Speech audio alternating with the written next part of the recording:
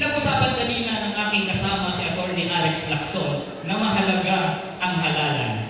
Sa kasaysayan po ng Pilipinas, ang halalan po ay talagang kontrolado po yan ng mga trapo. Kontrolado ng mga elite na sinasabi ni Atty. Lacson na 8% na kumukontrol ng ating ekonomiya habang ang 92% ay nanagbubuto.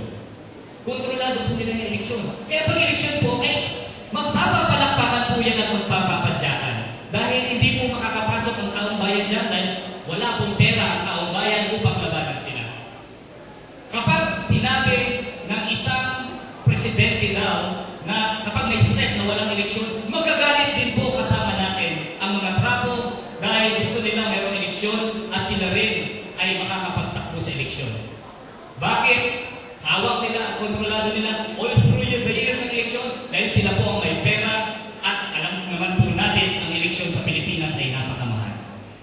Ngunit, nagkakaroon na rin po ng opening kung eleksyon lamang ang pag-uusapan. Dahil kahit na kontrolado ng mga trapo, kontrolado ng mga kurap, at kontrolado ng mga mayayaman, ang eleksyon ay lumalabas pa rin po at hindi mapipigil ang galit ng taong bayan at nagkakaroon na rin ng manifestasyon kahit mismo sa eleksyon. Binibigyan po natin ng halimbawa yung mga pagkapanalo ng mga walang pera. Halimbawa ng mga walang pangalan. Pagkapanalo ng mga hindi trapo, ordinaryong mamamayan. Si Sally Trillanes po halimbawa, tumakbo, nakakulong, ngunit dahil sa galit ng mga tao sa trapo, nanalo po sa eleksyon, partida pa.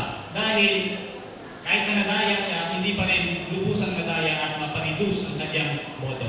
Andun rin po ang ehemplo ni Among Ed Panlilio ng Pampanga. Ang kalaban po ay mga lahat po ng Lord nandun sa Pampanga.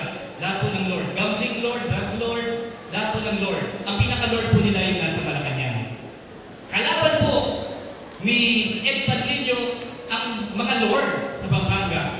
Walang pera, pinagkukontributan, at nanalo pa rin po. Sila Grace Padaca, mga ehemplo po ng mga non-trapo na nanalo sa eleksyon. Kaya kung pag-uusapan lamang po ang eleksyon, unti-unti na rin ho na inukukuk, unti-unti na rin ho na sinisira, unti-unti na rin ho na nawawala ng ground ng mga trapo sa ating bayan. Kung pag-uusapan naman po, kung pwede pa silang mandinglan, for decades, nililid-lang nila tayo, for decades sila ang mga artista, nung panahon na bago magkaroon ng EDSA 2 at EDSA 1 revolution, ang mga trapo po ay parang artista. Kapag merong trapo sa liberal, merong trapo sa nasyonalista, ang tingin po ng mga tao doon, laban din po nila yung laban ng liberal kontra nasyonalista. Hindi po naisip ng karamihan na kahit liberal yan o nasyonalista yan, puro mga elite yan. Yung mga elite na 8% na sinabi ni Atty. Lacson kanina sa kanyang talumpati. Ngayon po, hindi na rin po gano'n mag-isip ang taong bayan. Hindi na rin po gano'n mag-isip. Kahit na maggumastos ng bilyon-bilyon ang isang Manny Villar, kahit gumastos siya ng napakaraming pera para sa kanyang advertisement, kapag tatanungin mo po ang taong bayan ngayon, ay hindi na ganyan. Naniniwala ka ba sa kanya? Naniniwala ka ba sa trapo A, sa trapo B, o sa trapo C? Alam po nila na hindi po, wala po sa kanila ang kinabukasan ng bayan. Anong nakikita nating trend ngayon? Ang nakikita nating trend ngayon ay unti-unti na nagsisimula na matapos ang panahon ng mga trapo. Nagsisimula na ang panahon ng mga hindi trapo. Nagsisimula na ang mga puwersa ng pagbabago. At ano ang role ng kabataan doon?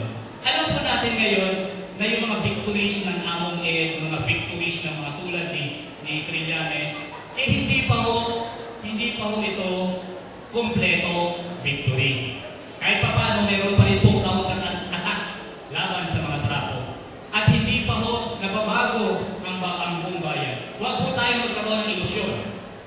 Huwag po tayo magkaroon ng ilusyon na basta binoto natin ang ang isang kandidato na hindi kurap at medyo progresibo, magbabago na po ang buong bansa. Hindi pa po tapos ang laban.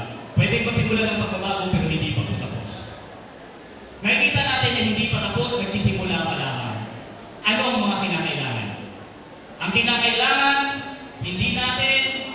hindi tayo lumalahok lamang sa eleksyon upang bumoto ng mga hindi kurap at non-trapo. Ang kinakailangan tayo mismo mag-organisa ng isang kilusan ng pagbabago at kasama ang kabataan doon. Ngayon, ito'y hamon sa mga kabataan. Kami po sa mass movement, kami mga aktivista, ako na po ang pinakabata. Kailangan na po ng medyo bagong mga recruits na tulad ninyo. Samahan niyo po kami at magpapabagsak natin ang mga trapo sa gobyerno. Maraming salamat po.